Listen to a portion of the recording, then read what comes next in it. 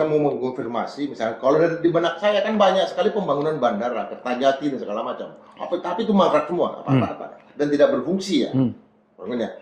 Itu menurut saya yang kelima. Tapi ada yang kelima lagi nggak? Yang abang apa? Yang saya melihat ini yang perlu kita bahas itu jalan tol. Jalan tol. Yang selalu dibangga-banggakan. Oh, berarti masalah. Ya, siapa yang kira? Bandara ini yang keenam ya. Berarti yang kelima jalan tol. Jalan tol begini. Jalan tol kita publik harus tahu bahwa yang dimaksud jalan tol adalah jalan alternatif berbayar. Itu definisi jalan tol. Jadi hanya boleh membangun jalan tol kalau sudah ada jalan biasa yang sekualitas jalan tol. Baru boleh bangun jalan tol. Okay. Jangan membangun jalan tol tidak ada jalan lain, itu sama dengan memeras rakyat. Iya. Nah, kita tahu banyak sekali jalan tol sekarang tidak ada jalan biasanya, atau ada jalan tol. Itu kalau kita lihat itu jalan trans ya, Trans Asia kan tidak boleh. Kita lihat semua itu kan nggak ada berbayar. Ya. Dan jalan tol hitungannya dulu, saya di dalam perancang jalan tol. Jalan tol itu baru boleh dibayar apabila hitungannya lebih efisien orang lewat jalan tol dibanding lewat jalan biasa yang tidak berbayar. Harus lebih efisien. Oke? Baru dibayar. Baru boleh dibangun jalan tol. Nah, yang kedua, yang ketiga itu bahwa jalan tol itu harus dilelang. Siapa tarif termurah itulah yang menang.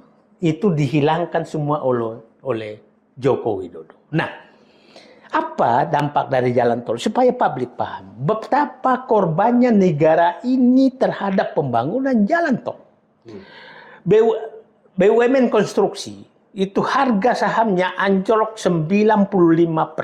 Loh kenapa? Kan jalan tol dibangun? Karena rugi semua. Oke?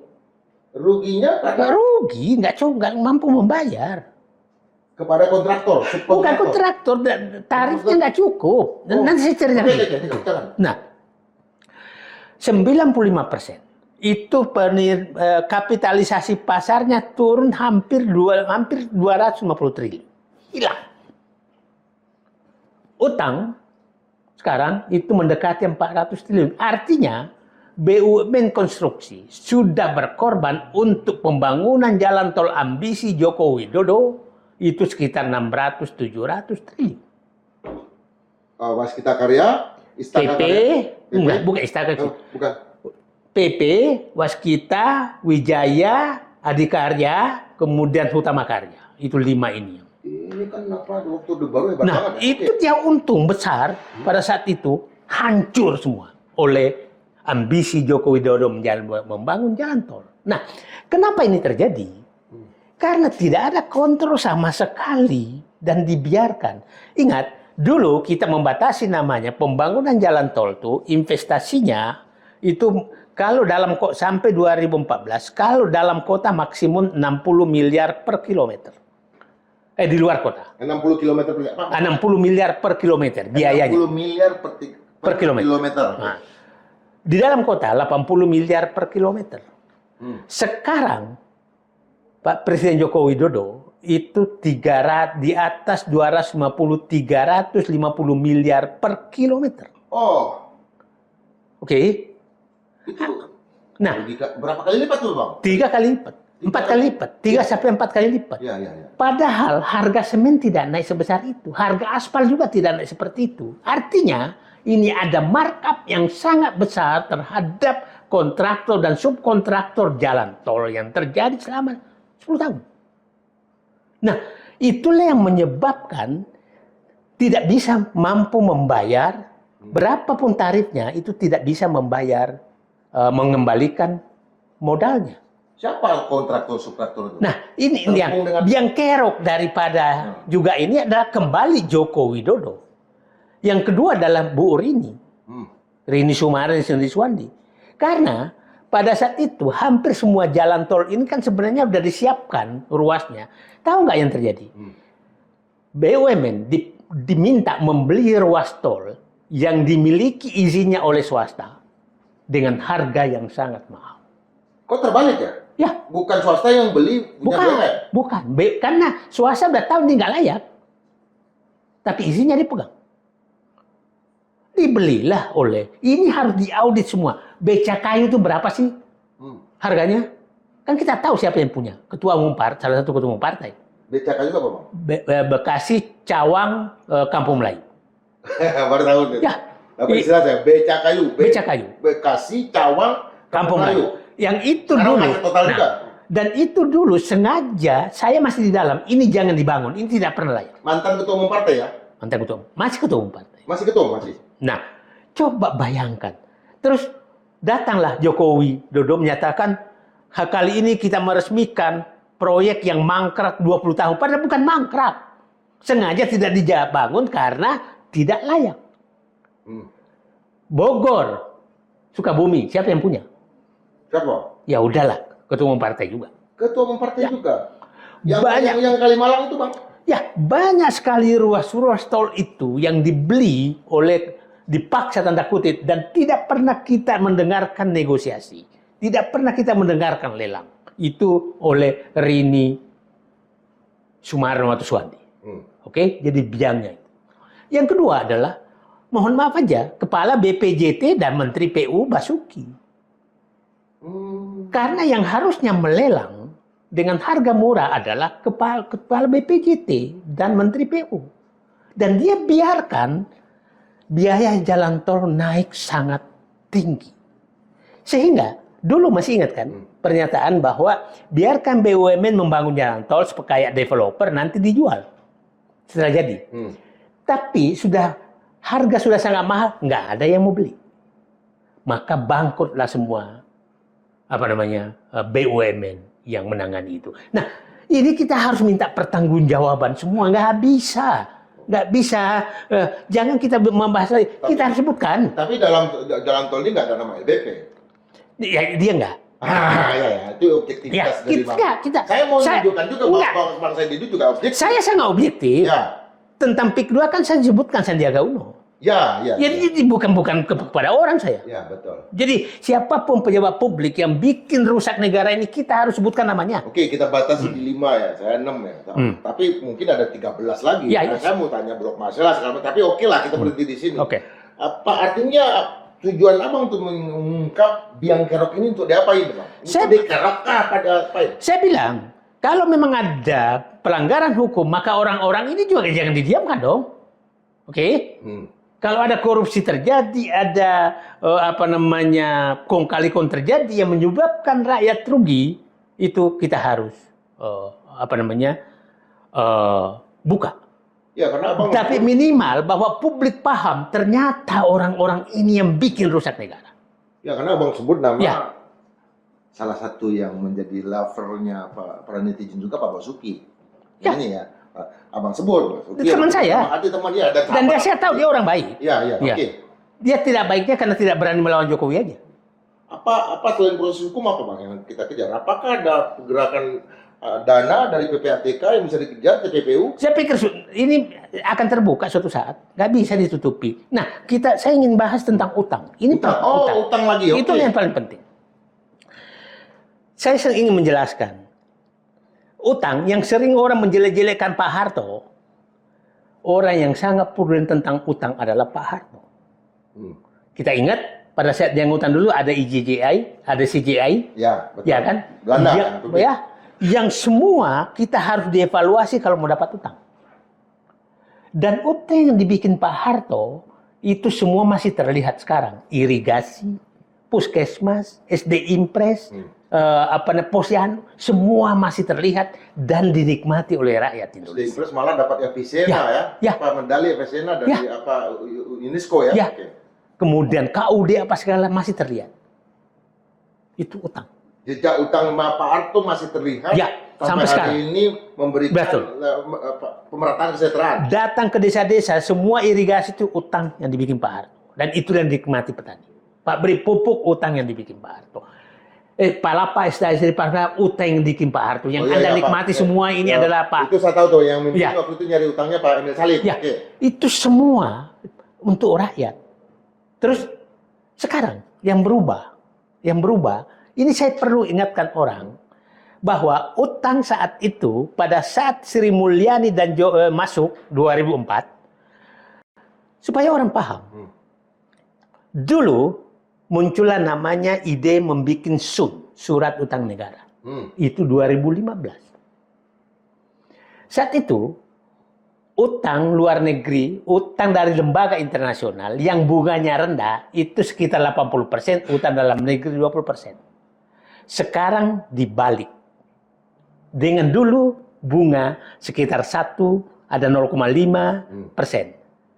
Sekarang 88% utang kita dari dalam negeri. Hanya 12% dari luar. Oke? Maksudnya gimana tuh, Bang? Nah, ya. Nah, Agak pelan, Bang. karena instrumen surat utang negara. Surat utang negara ini dibikin bunganya tinggi, siapapun boleh beli, sehingga orang-orang kaya membeli SUN. Karena bunganya 7%. Oke? Bung Indra pilihan nyimpan di bank sekarang 1%. Orang kaya dapat 7%. Bunganya. Nah, kita orang miskin harus membayar bunga yang diterima oleh orang kaya. Artinya utang itu memperkaya orang kaya. Memperkaya orang kaya. Oke. Sangat clear. Utang yang kita miliki memperkaya Kaya orang kaya. Dan memiskinkan orang miskin. Memberikan orang miskin.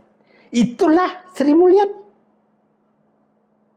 Nah, dan itu dirancang dan selalu bangga menyatakan utang dalam negeri kita udah bagus. Oke.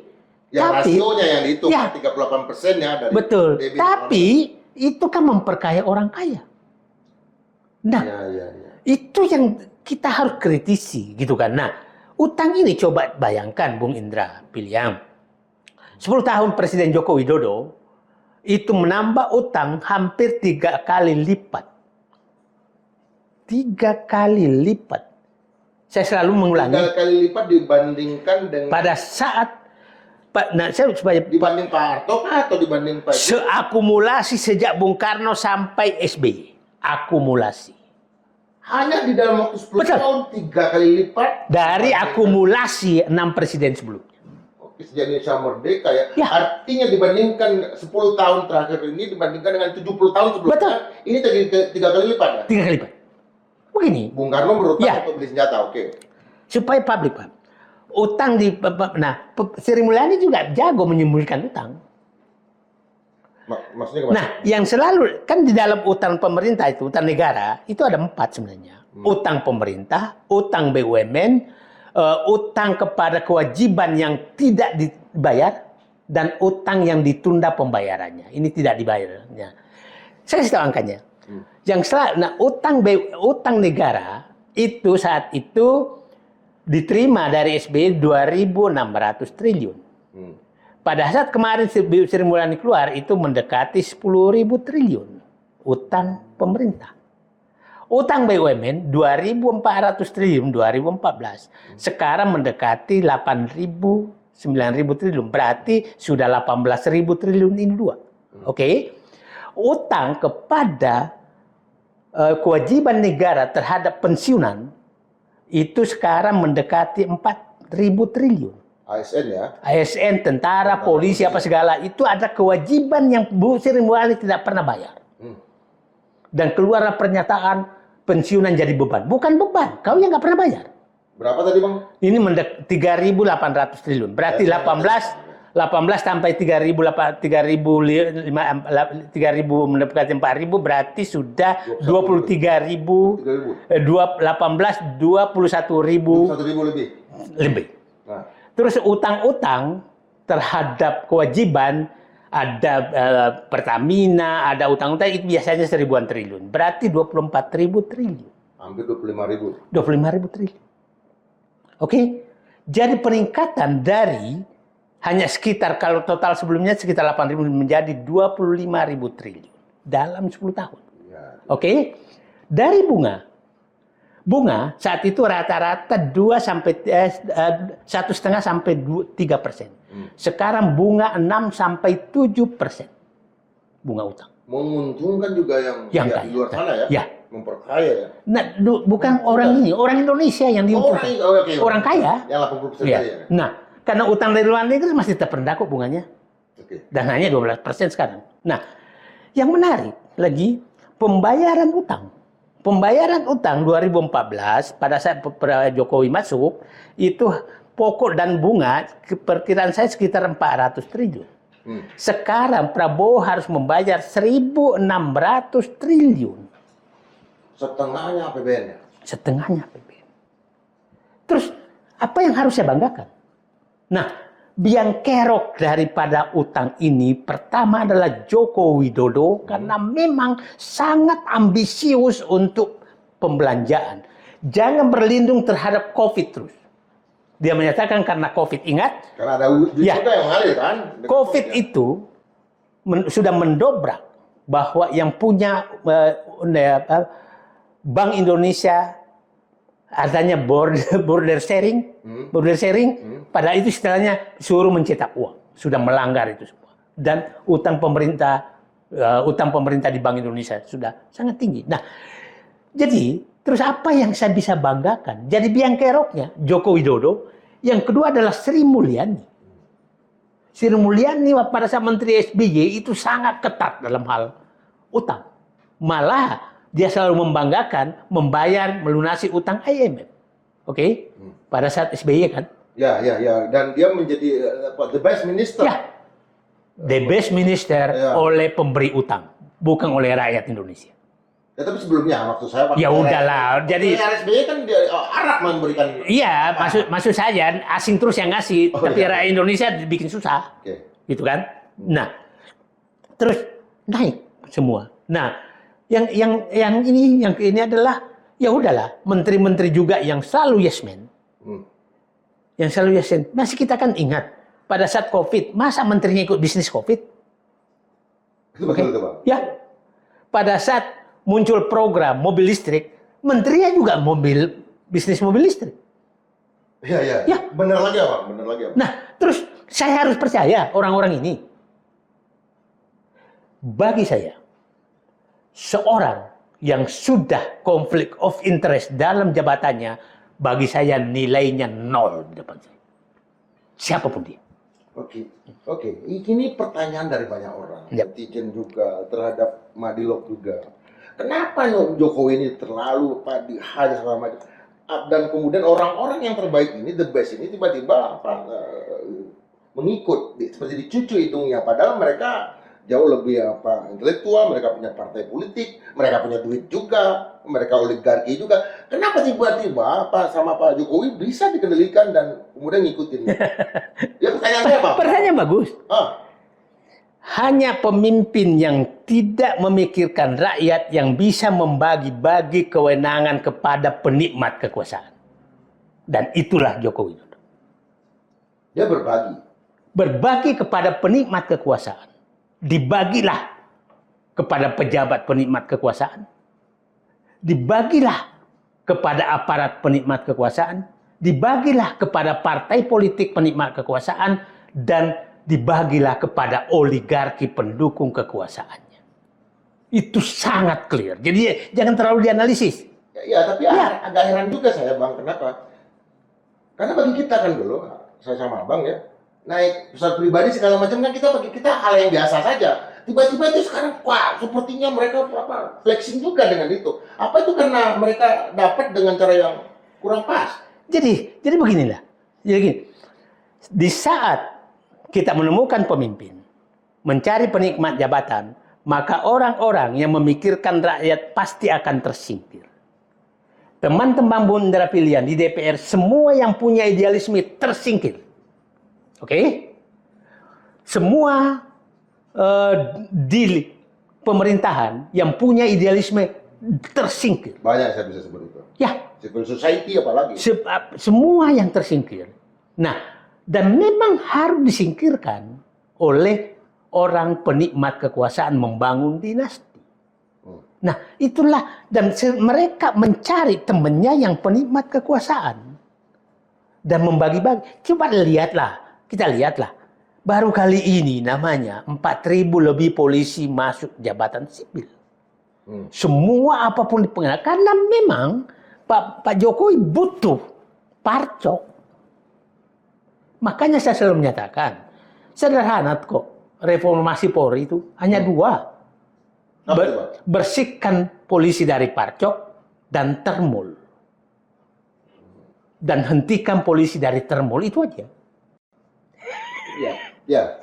Kalau kita lihat kan, ada nggak obatnya nih Bang untuk menyelesaikan ini? Apakah proses hukumnya? Kalau dulu ya saya ingat ada yang disebut dengan di beberapa negara pas era Flower Generation ya, pas era mereka berontak dulu kan pada tahun 60-an, 69 ya, generasi 689 dengan undang-undang lustrasi namanya. Undang-undang lustrasi itu adalah orang-orang di usia sekian 40 tahun misalnya itu disingkirkan dari kemana. Apa caranya Bang? Atau seperti Sogi bilang, apa sebaiknya mereka ditembak lapangan Monas? Saya apa Bang? Saya melihat begini. Prabowo paham siapa yang merusak negara, paham bagaimana merusak negara itu, dan dia paham bagaimana menghentikan perusak negara itu. Pertanyaannya adalah apakah Prabowo mau dan berani, itu saja. Nah, saya dulu sebelum itu Bang, seberapa kuat Prabowo? Kalau Prabowo memilih rakyat pasti kuat. Tapi kalau dia memilih masih jalan Jokowi, membagi-bagi kenikmatan dan meninggalkan rakyat, rakyat bisa meninggalkan Prabowo. Ingat ya, ingat ya, tidak ada loh oposisi Prabowo sekarang. Tetap oposisi Jokowi loh. Maksudnya apa? Enggak, semua orang mengkritik itu bukan karena Prabowo. Hanya dikritik karena Prabowo tidak bisa memisahkan diri dari Joko Widodo yang jelas sudah merusak negeri ini. Itu kayaknya dikritik. Gitu. Artinya abang menyediakan caranya bagaimana Pak Prabowo? Caranya menurut saya udahlah. Dan dia menunjukkan sekarang cara-caranya. Makanya penertiban sawit, penertiban tambang, mengini oligarki, apa segala. Ya, jual ya. Ya, dia melakukan itu. IKN. Memberantas korupsi. Korupsi tidak melanjutkan IKN, itu sedang jalan. Dan saya melihat ini lima hari lagi loh, Prabowo 1 tahun. Ah itu, ya. Yang ditambahkan itu Bang. Nah, 5 hari lagi. Dan ingat bahwa rakyat berharap, kan beliau, orang-orang sekitar beliau menyatakan, sabarlah, tunggu 1 tahun. 5 hari lagi kami menunggu. Oke? Jam berdetak ya? Ya. Hitungan mundur. Saya menyatakan bahwa tuntutan rakyat sederhana. Pak Prabowo jadilah presiden yang mandiri dan lepas dari geng SOP. Solo Oligarki Parcok. Oke? Parcok bukan berarti polisi loh. Ya. Tapi ya Parcok lah. Karena keluarga kita juga banyak yang polisi. Ya. Ada, makanya bersihkan polisi dari Parcok. Ya itu kan. Bukan orangnya, bukan polisinya ya. Saya melihat kalau Solo sepertinya sudah mulai membangun jarak. Seperti pertemuan 5 Oktober kemarin, 4 Oktober. Solo kah yang membangun jarak atau Pak Prabowo yang membangun jarak? Saya melihat Prabowo yang bangun jarak. Karena kenapa ujuk-ujuk datang dari Solo, ketemu Prabowo dan Prabowo bikin tertutup. Jadi sudah membuat jarak. Ingat, tuntutan orang itu bukan berarti Pak Prabowo sudah menyelesaikan semua persoalan. Tapi dia sudah bisa lepas dari Solo Oligarki Parcok dan melakukan agenda pemberantasan korupsi, menunjukkan membentuk pemerintahan bersih, kemudian mengambil aset negara yang dirampok. Itu kan 3 yang dituntut. Nah, saya melihat geng Solo Oligarki juga dia sudah menyentuh dan berani menyentuh. Yang belum adalah Parcok dari SOP itu. Parcok ini kita nggak tahu nih. Beliau mendarat. Nah, beliau mendarat tadi. Saya nggak tahu siapa tahu ada keputusan besok. Ada 40 hari nih Bang. Ya, saya menyatakan kemarin tuh agak nakal saya. Kalau Pak Presiden Prabowo agak masih ragu terus membentuk reformasi Polri, jangan sampai nanti Gibran membentuk namanya tim Komite Revitalisasi Parcok. Nah, jadi kita tunggu apakah Pak Prabowo sampai 20 Oktober hari Senin akan datang, ini sudah betul-betul bahwa dia sudah lepas dari geng SOP, Solo Oligarki Parcok. informasinya katanya udah ada fit and proper test buat calon Kapolri. Apa abang punya informasi itu? Ya, kalau itu sih informasi depan panggung. Yang kita butuh tuh informasi belakang panggung, apa sih yang terjadi. Oke. Karena begini, kendornya kan kita bisa, ada apa sih kendor setelah satu Kapolri menantang, tanda kutip, membentuk tim reformasi sendiri, dan ada pernyataan yang menurut saya pernyataan yang sangat legendaris di acara Rossi, yang menyatakan boleh orang lain, intinya begini, orang lain boleh merubah Polri, tapi kami tidak mau dari dalam, itu tidak akan jalan. Itu kan menantang. Padahal Polri itu milik rakyat, maunya rakyat terserah dong, ya kan? Publik ya. Publik Entity ya. betul. Nah, bukan miliknya Pak Sigit. Termasuk BUMN segala macam Ya, itu miliknya ya. rakyat. Jadi tergantung rakyat. Pertamina segala Nah, macam ya. tergantung rakyat, itu lembaga negara, bukan lembaga. Nah, terus itu legendaris. Yang kedua, setelah 4 Oktober Jokowi menghadap, kita nggak tahu.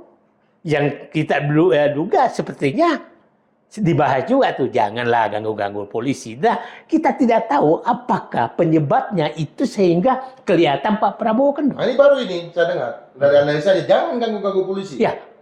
Ada ya? Ya, dan itu kan Pak Luhut kan menyatakan jangan coba-coba ganti Kapolri. Kan ini. Oh, ya kan? Itu makin diamplifikasi oleh Pak Luhut ya. Betul. Artinya itu dibawa ke meja pertemuan. Betul. Ini baru, Bang. Dan kita tidak tahu, siapa tahu Pak Luhut dan memang dapat bocoran bahwa itu pembicaraan. Sehingga dia menyuarakan. Gitu. Nah, jadi Pak Prabowo ini Bapak punya waktu 5 hari untuk bisa menunjukkan bahwa Bapak memang masih mengendalikan, semua lembaga yang ada di negeri ini sebagai Presiden Republik Indonesia, termasuk kepolisian Republik Indonesia. Oh, ingin saya tegaskan, apakah Bang ingin menunggu bahwa akan ada sesuatu yang besar yang akan diumumkan dan dilakukan oleh Pak Prabowo Subianto, bukan hanya masalah kepolisian, tetapi juga akan ada reshuffle? Saya berharap itu, karena berharap kan begini, saya bilang tadi, saya ulangi, tuntutan rakyat itu sederhana. Pak Prabowo berantas korupsi, kedua adalah bentuk pemerintahan bersih, bersihkan semua biang kerok perusak negara yang selama ini dilakukan oleh Jokowi bersama gengnya. Dan berapa menteri harus diganti? Ya nama-namanya ya udahlah. Nah, terus yang ketiga kan kembalikan aset-aset negara yang dirampok. Yang keempat, lepaskan diri dari geng Solo oligarki. Itu kan ini sederhana. Itu hanya kemauan. Tidak kita menyatakan kenapa ekonomi tidak tumbuh 8%, belum sampai ke situ. Kenapa MBG keracunan belum sampai ke situ. Sekalipun kita punya informasi. Kita informasi tentang itu. Tapi kami berharap 4 hal ini aja Bapak lakukan, maka kami punya harapan. Itulah. Nanti kalau tidak nanti akan ada kelompok lain yang akan masuk ke agenda-agenda inti yang dilakukan oleh Pak Prabowo ini. Jadi inilah sekarang. Hampir semua oposisi, saya ulangi lagi, tidak ada oposisi ke Prabowo. Hanya oposisi terhadap sikap Prabowo yang belum. Karena masih menunggu.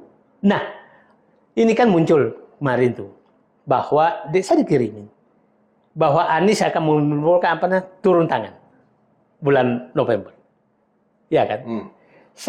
Orang menyatakan ini oposisi, enggak. Menurut saya, kalau Pak Prabowo mau bersama dengan rakyat, maka turun tangan ini bersama turun tangan. Membantu. Jadi jangan terlalu dibaca. Nah sekarang orang-orang Jokowi, termul-termul ini selalu menyatakan bahwa yang mengganggu Prabowo ini adalah mengganggu Jokowi dan Gibran adalah orang kalah pilpres. Itu udah kayak bisa argumentasi, bukan orang. Mereka nggak punya data. Siapa yang punya data orang milih siapa? Iya. Itu logika yang sangat tidak bisa diterima. Ya, kalau saya sih memang menyatakan kenapa saya nggak suka Jokowi, karena memang dia merusak negara lewat kebohongan-kebohongan. Bantah aja apa yang saya katakan tentang kereta api cepat, jalan tol itu 2018, 2016 saya udah bahas bahwa ini akan jadi masalah. IKN saya udah bahas, terbukti semua sekarang, gitu kan? Ya, nah itu bantah aja kayak gitu. Tapi kan Anda nggak bisa bantah lagi karena sudah menjadi fakta, gitu loh. Oke bang, kita abang lagi menyala lagi sangat terang ini dan saya harus matikan juga supaya abang tetap tidak semangat. Bagaimana hubungan Pak? Pertanyaan terakhir saya. Abang juga jawab panjang juga terserah, pendek juga terserah. Hubungan Prabowo dengan Gibran nanti dalam periode dalam tahun kedua. Saya melihat sekarang begini. Saya melihat sekarang, lihatlah. Kita lihat di puncak perayaan hari ulang tahun TNI. Kita melihat wakil presiden celengak-celengok dan mungkin itulah sejarah terjelek bangsa Indonesia.